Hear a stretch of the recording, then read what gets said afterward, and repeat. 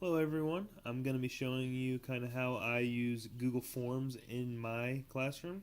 If you're not familiar with Google Forms, it is a software from Google and it allows you to do a lot of different things. It allows you to do assessments, quizzes, exit tickets, worksheets, course evaluations. There is a ton of stuff that you can use Google Forms for. We use it at the high school football team. We use it to take attendance with, for example. So there's various different ways that you can use it. Specifically, what I use it for is I use it for lesson plans. I have put tests on here, and when you give a test, you can assign it as a test, and it grades it for you as well. So kind of that time management. I try not to do a lot of my tests online. I like to see their work, and it's just easier if I get paper tests. But I have given quizzes and tests using Google Forms. But specifically, I want to talk about how I use Google Forms to manage my absence and missing work. The reason why I want to show you this is because I think every teacher has this same sort of issue. We always have students being gone, and we're always trying to stay on top of who's missing what. This is something that I saw on Pinterest during the summer, and I've been using it for this semester, and I think it has benefited our classroom, and I've been pleased with the results so far. So what I have is the absent and missing work. And the reason why I do this, my objective of doing this is to streamline a procedure that each class can do quickly to so they can tell me what they're missing, and I have it I have the the data to show me what they're missing as well. So we're on the same page with that. The way I use Google Forms is I have it set up with a QR code.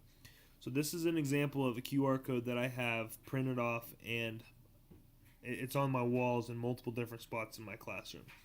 So what they do is when they come into class, they take a classroom iPad and they get on the QR app, and they use the QR app, and it goes to this link. It takes us to the Google form, and it takes us to the questions. This is the editing part of Google Forms, so it looks a little bit different right now. I have essentially copied what I use just so I don't have the exact one I use in class. But this is all the same questions. It just doesn't have all the results. One thing I love about Google Forms is that it does link your responses in a Google sheet. Um, so it has your responses, and it takes you to a sheet with your responses. I'll show you that in a minute. But if you once you get what you want done, then you can go to the next part. But what I have is the student's name, the date that they missed, what hour they are in, what work was not completed, and it's split up into different categories, and then the name of the missing assignment. And this has worked pretty well with just seeing if so I can just see what Jimmy missed. He missed topic 2.1, and it was a homework assignment. And then I have that in a spreadsheet that I can see. So let's go to the student view. Like I said, all this stuff up here, you can change the colors of this.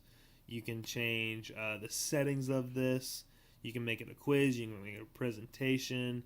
There's a bunch of different stuff you can do in Google Forms. It is unreal. You can add questions. You can add images and videos.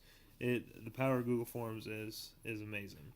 So this is the student view. It's a little bit different. It just has the actual form. So if I can give you a little example of what it looks like. Let's say it's third hour. This is a project, and it is module 15.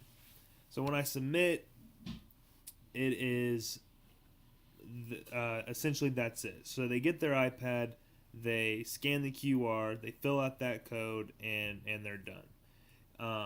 And that allows me just to have it on record. Usually students are, of course, talking to me about what they're missing so they can get more specific information, but it has saved me a couple times where a student didn't remember that they had something, and we were able to go back to the spreadsheet to confirm that they did miss that, and it's kind of saved me on that part.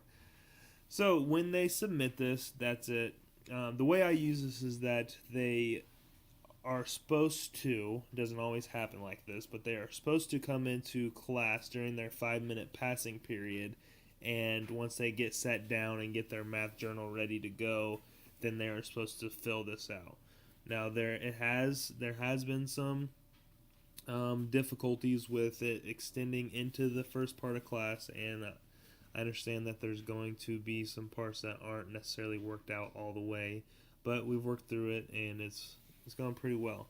So when the student gets to this, then they're done. They can get off the iPad and put it up.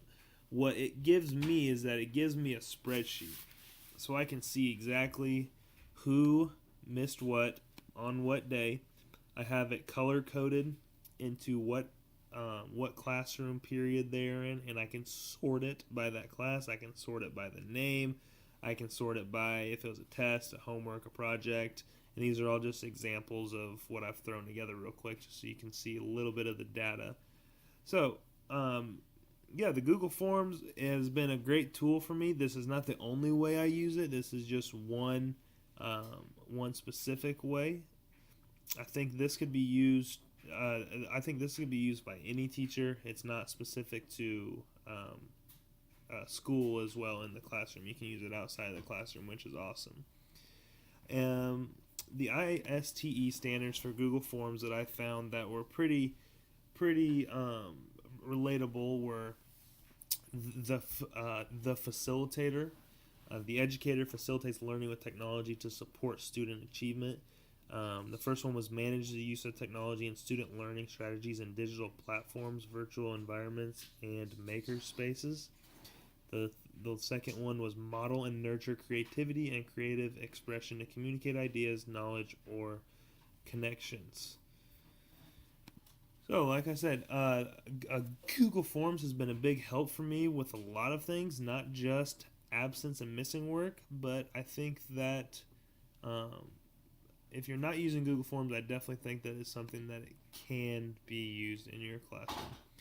If you have any comments or questions about how I use Google Forms or the absent management that I've been kind of piloting, let me know. I appreciate you guys watching. Thanks.